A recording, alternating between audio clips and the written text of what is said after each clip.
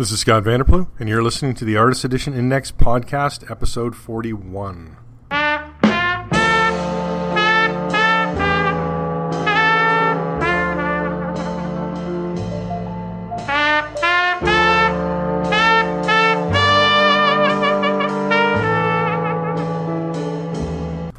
Thank you for joining me once more at this monthly look at all things AE, where we take the written word from aeindex.org, the Artist Edition Index website, and bring it to voice via this podcast.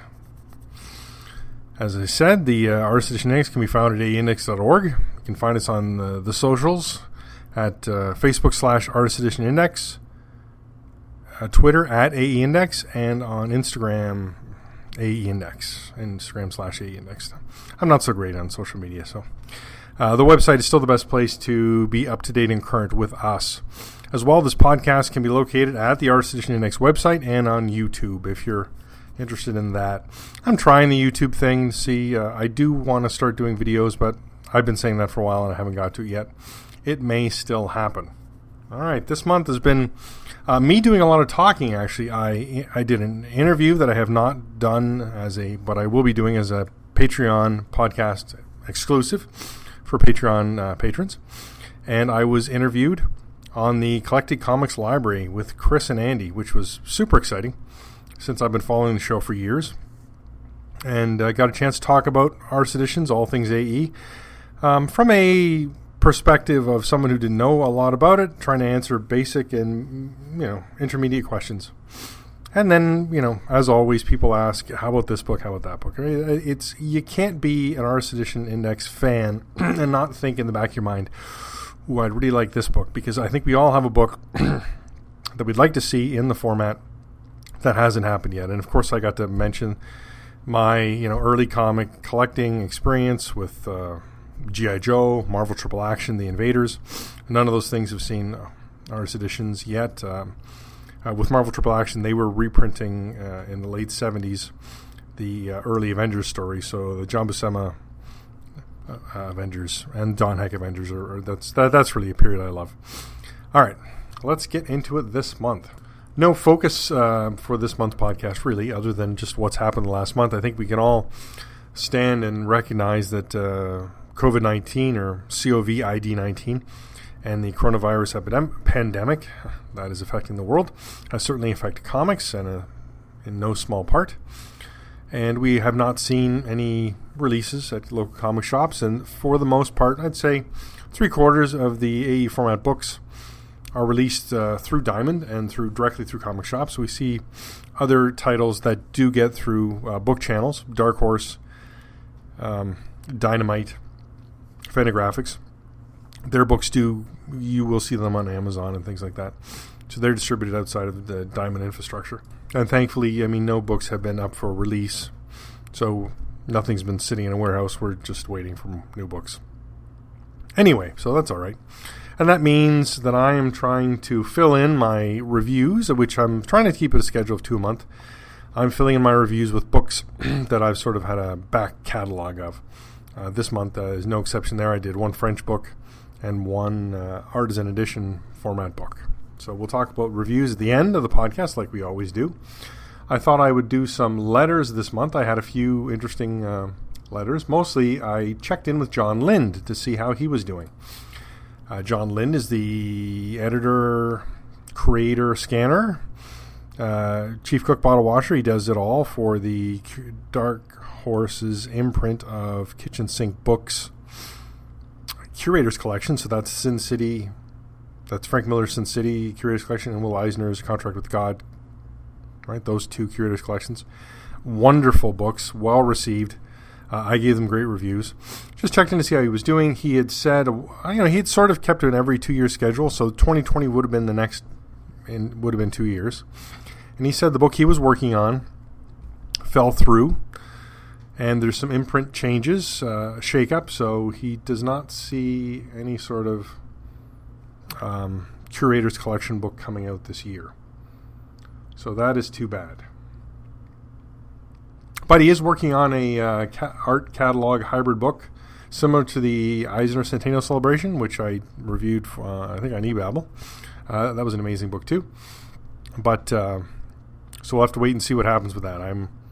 I believe the book that John spoke about doing earlier on was we saw Mark Schultz's Xenozoic Tales Artist Edition from IDW years ago, and that was the later half of the Xenozoic Tales. I think John Lind had said he was working on the earlier issues. So unfortunately, if that's fallen through, then I'm not sure if we're ever going to see that material, because Mark Schultz's work normally gets done through Flask. I've spoken with John Flasks, and he is not interested in doing artist edition size books either, as I reviewed a couple of the books that he's done, the Nexus Chronicles and the Hellboy at Sea book, and those are both reduced size art books, but they're very much in the vein of original art.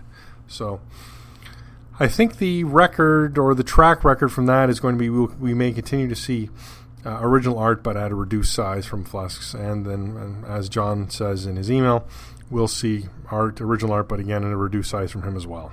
Hopefully that will change. I would love to see a second Sin City Curators Collection. I really would. That first one was just amazing with the first story. There are more great Sin City stories.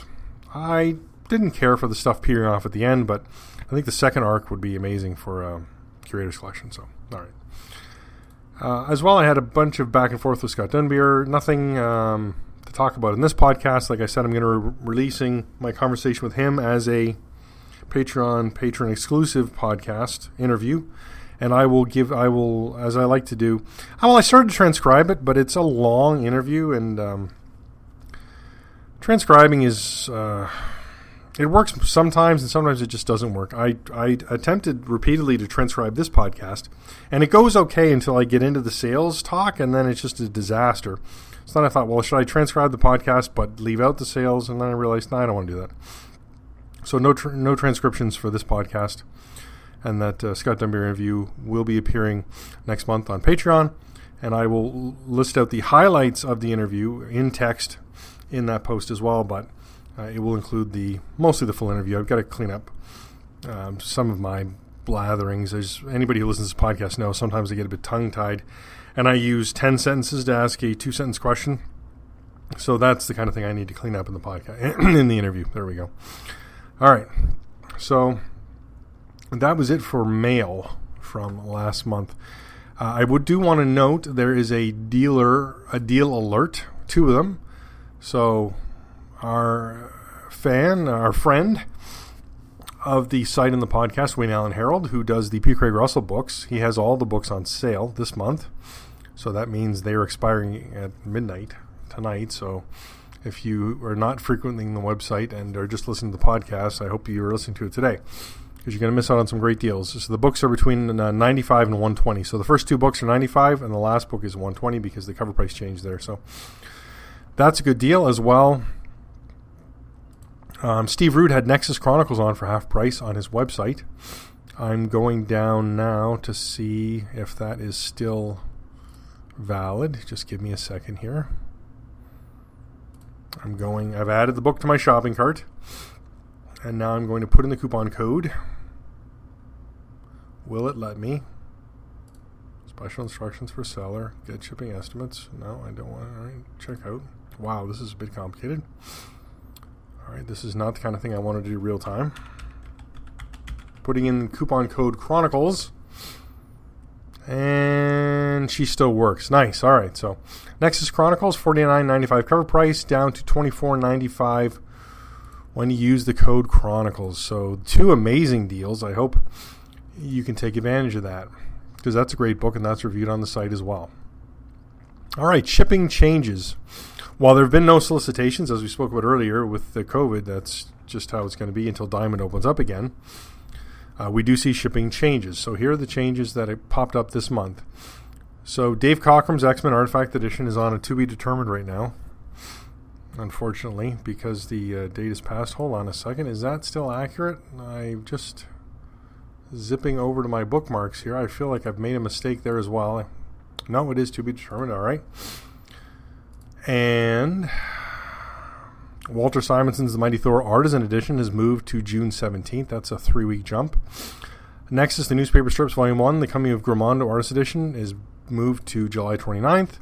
And Jack Kirby's Fantastic Four Artisan Edition has moved to August 26th. So the two Artisan Editions moved. Cochrane went to be determined. I think that's just the usual sort of AE delay. And then Nexus, this feels like an ever-shifting target here with that book. Thankfully, Micronauts and EC covers are still on track, so let's hope those will see release. No other shipping changes there. As always, you can go to the website and see the shipping changes. I update them daily, so you can follow along there. All right. This month we had a poll again. We haven't had a poll for a while, but our good friend of the site and Patreon patron, David Jacoy, had some material. So here's what he provided. He said, over the years and through the woods, there are some amazing artists who have been working for many years and produced some of the best comics in the industry. Yet for reasons unknown, they don't have an AE format book. Who deserves? Which of these long-working artists deserve the AE treatment? So we had Dean Ormston, Jay Lee, Matt Wagner, Michael Lark, Sean Phillips.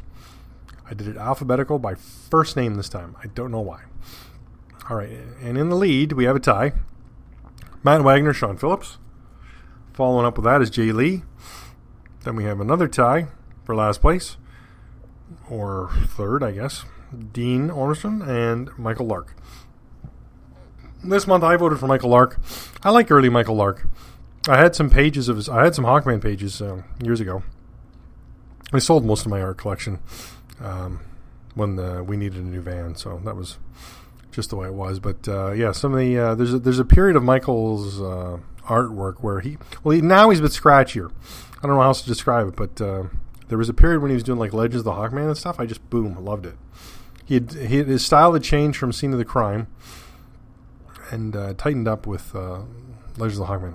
So that was my vote. I mean, I can see why Jay Lee and Sean Phillips are leading them. I mean, Sean Phillips is great. The best thing about Sean Phillips is his lead character. He just always draws as himself. I think that's awesome. Doesn't matter what book you're looking at. It looks like him. I met him at TCAF. And yep, definitely, that's him. So I think that's awesome. All right, let's talk out-of-print sales for March. We'll be discussing only books that sold on eBay. Standard covers, no variants. I do list first and second print now if it's second print's out of stock as well. All right, let's run through it. Bernie Wright's an Artifact Edition first print, one copy, $249. Yowzers. One copy, the second print, $185. So there's, boom, over cover, both. Substantial. Best of EC Comics Volume 1, 2 copies sold, average $144.98. 2 copies of David Mazzucchelli's Daredevil Morning and Artist Edition sold for an average of $190. So we're seeing that book, since the Artisan Edition, I wondered, would we see reduced prices? And I think consistently we're seeing a bit of a drop there. 1 copy of Don Rose's The Life and Times of Scrooge McDuck, Volume 1, $61. 3 copies of Frank Cho's Savage Wolverine Artist Edition, averaging $85.33. 1 copy of Frank Miller's Daredevil Artifact Edition, $150. 2 copies of Frank Miller's Sin City, The Hard Goodbye Curators Collection, averaging $98.11. That's a good drop, too. 3 copies of Gene Colan's Tomb of Dracula Artist Edition, averaging $116.67. 3 copies of Gil Kane's Amazing Spider-Man Artist Edition, averaging $90. That's a little bit up from the average of the last few months. 2 copies of Jack Davis's EC Stories Artist Edition, averaging $114.50. 2 copies of Jack Kirby's Fantastic Four Artist Edition, averaging $94.25. 1 copy of Jack Kirby's Fantastic Four, The World's Greatest Artist Edition, $79. Wow, that's almost half of cover. 2 copies of Jack Kirby's Marvel Heroes and Monsters Artist Edition, averaging $84.61. 3 copies of Jack Kirby's The Mighty Thor Artist Edition, averaging $71.85. 2 copies of Jim Lee DC Legends Artifact Edition, averaging $90. 3 copies of Jim Starlin's Marvel Cosmic Artifact Edition, averaging $80.29. 2 copies of Joe Kubert's Tarzan Alignment Artist Edition, averaging $77.50. 1 copy of John Buscema's Silver Surfer Artist Edition, averaging no average, it's 1 copy, $131.60.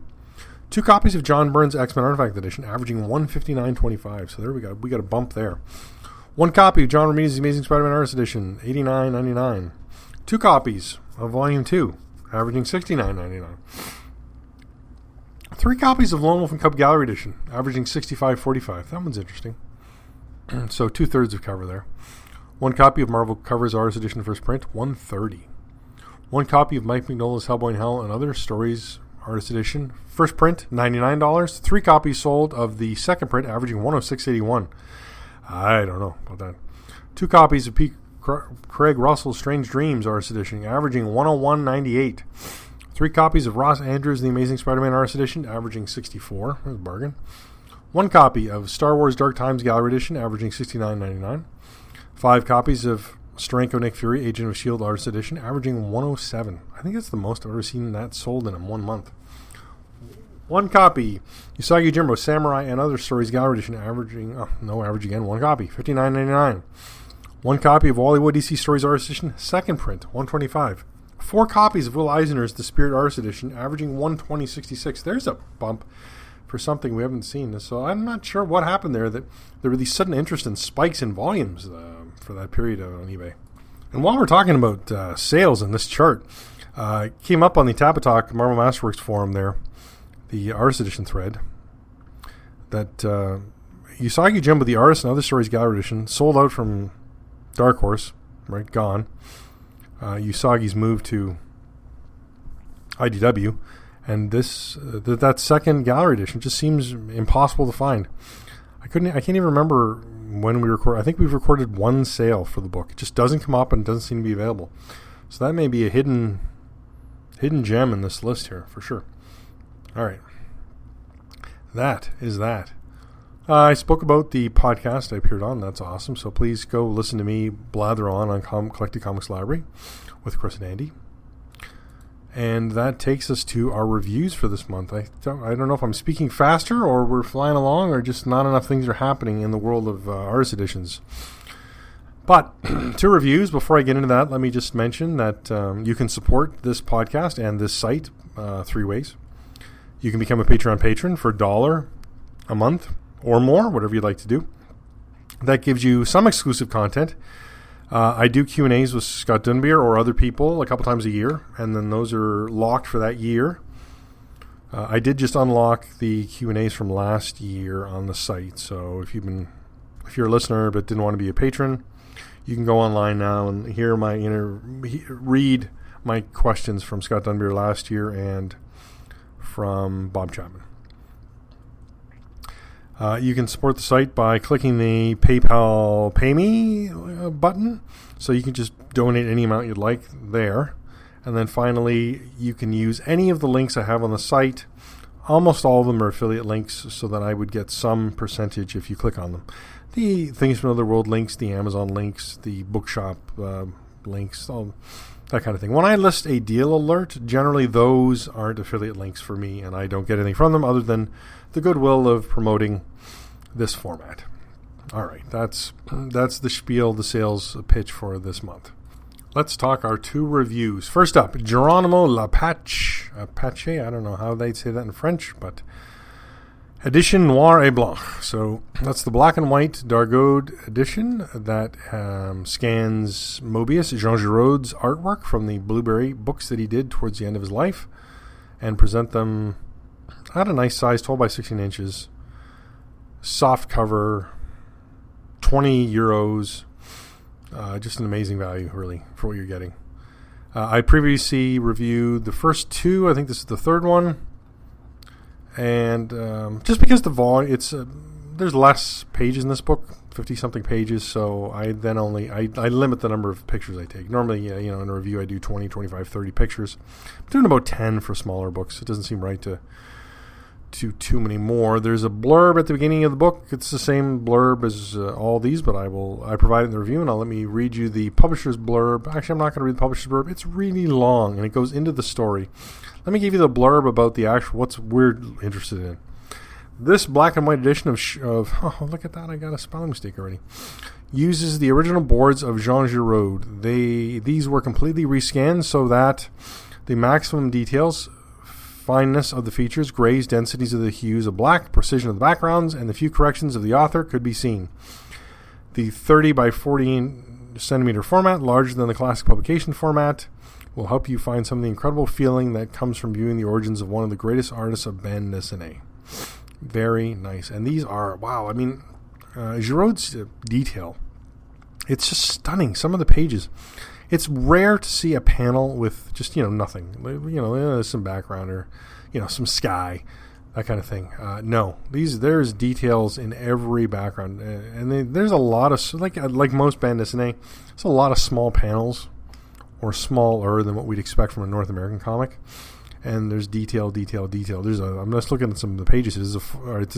I found one panel with no background, so there was probably they introduced some color, but that is to focus on the character. It's a very specific reason why he did that. But otherwise, just amazing stuff. And like I said, these are soft covers. I'd like to see these in hardcover. I think that'd be amazing. It's just I ordered these from Amazon France, and I got them all in, and every one was damaged in some way. And I thought, well, I could try and return it, but what's the point? And so, Canadian, these work out to about 35 Canadian a piece. 20 euros is quite a bit. Canadian dollars tanking because of the price of oil and the Alberta oil sands. But so right now, euro is about $1.50 Canadian, and US dollar is about $1.45 Canadian. So we're really suffering. But the other problem with these books is they release them all, and I think there's 5 total. And this third one, like the first 2 were forget it, you can't even find them. This third one you could maybe try and find online, and I'm seeing the prices just astronomical. So I was really hoping Dargaud would go back and maybe reprint these, or oh man, can you imagine collecting 2 or 3 of these in a hardcover? Oh, that'd be amazing. But I try and flatten them out for the photos. And when reading it on a table, and I smooth that center out, and because it's a glued spine, you hear the crack of the glue in the pages, and think, oh, I don't know how long these are going to stay together for, but again, it's to enjoy. I don't read French. I speak a very poor French from living overseas.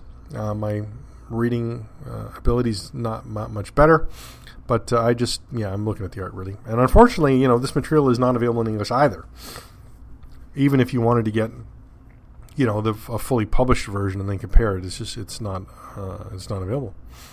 So this is something else we can only hope for. Dark Horse and their Mobius library seems to have stalled. They solicited an interview with Mobius, and then they that I was hoping that would go away, but then they resolicited again. So it's some really strange material coming out from the Mobius library. I'm not quite sure how long that's going to go or how it's going to go over. But there you go. Amazing book. Pick them up if you can find them. Online is tough.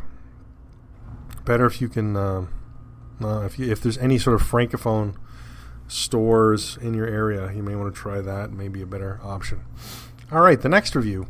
Doug Wildey's Rio, The Complete Saga. And you may think to yourself, what? I have this book. Or I remember that book from 2012.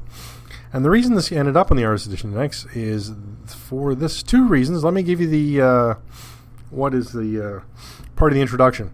With the exception of 10 story pages, all the images in this volume were scanned directly from Wildey's original artwork. We have chosen to treat this collection as an art book with only minor cosmetic cleanup and have endeavored to reproduce Wildey's originals as close as possible to his art. While I was doing this review, I emailed Scott Dunbier and asked him about it because I thought, well, that's interesting. Let's see if we can get more info.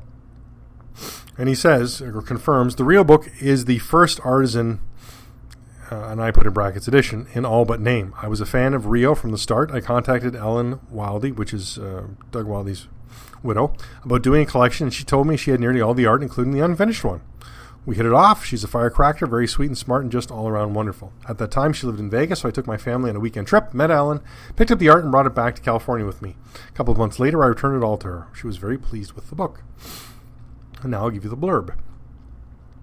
Doug Wildey was an acclaimed comic book and comic strip artist, as well as a noted animator, very much in the school of Milton Caniff and Alex Toth. Wildey was an artist, a storyteller of the highest order, and worked in many genres, westerns and war stories being some of his most memorable.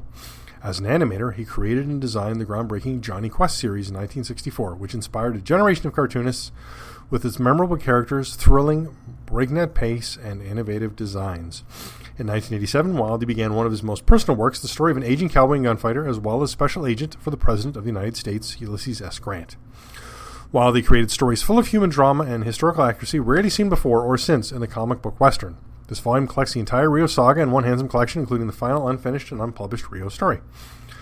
8 by 12 inches, 280 pages, $49.99 USD. I have the hardcover, long out of print, you can try and find it. I bought it when it came out. Otherwise, soft cover, readily available, $29.99 cover price. As well, it's available digitally, I think $16. And this actually works well in the digital format. So quite a few stories included in this. It's everything ever Rio done. So we get The Hide Butchers, Satan's Doorstep, Robber's Roost, Mr. Howard's Son, Hot Lead for Johnny Hardlock, Red Dust and Tombstone, Reprisal, Doug Wildey's Rio Gallery. And that's this is laid out and established like an artist edition, which is as well like an artisan edition, where we got stories, original art, and then a gallery to close it out. What varies from what we'd expect, glossy pages, which unfortunately show up in my review. I'm still trying to figure out how to photograph properly glossy pages with my phone. I don't have a camera. We gave up cameras years ago, my wife and I, and we just stick to our phones. I have an iPhone 11. The pictures are amazing for what we're doing. And generally they work for reviews, but the gloss, I'm still trying to figure it out. When I originally reviewed this, I wasn't quite thrilled with it because I had the Graffiti Designs Rio hardcover, which collects the first couple stories, presents well. And then this, you get some pencils, you get story pencil pages, and then you get some where he's applied, I think, watercolors, which look amazing, and then like a wash, an ink wash. And then you get a lot of artwork where he's colored it himself, and he's colored it for, sort of the original comic reproduction. So where a porous paper, like almost like the newsprint that comics used to be on, where the colors would be dulled. So when they're coloring them, they're actually very bright and limited palette. They're pretty strong, the colors, and that's a bit of a takeaway. And that was one of the reasons I didn't like the book actually when it came out. Now, when I look at it in the context of what we're doing here at the AE Index, then it makes perfect sense to include this review and to look at the material included. The first couple stories, when Wildey he was still very much top of his game as an illustrator when these first couple stories were done. And you have to look at...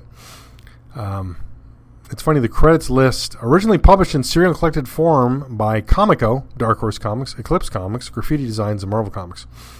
So, like, Epic did a graphic novel of one of the stories, Comico did them, Dark Horse did them, Eclipse did them, Graffiti Designs packaged some. I mean, it was just quite a long and varied publication history with this material, spanning a lot of years.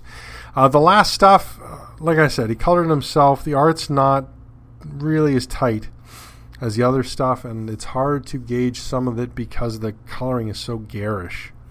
There's really no other way to describe it. And then towards, he had not completed the end stuff, and you could see that his art was not quite what it used to be. But as a collection of Wildey material, the only one we have really showing this amount of original art, still rightfully holds a place. Very, very nice book. And like I said, it's this may be something you may want to pick up because you can't find the hardcover. You can, hopefully. But otherwise, if you're looking and you want the hardcover and you have to get it, you have to get the soft cover or digital. This really does work well with digital.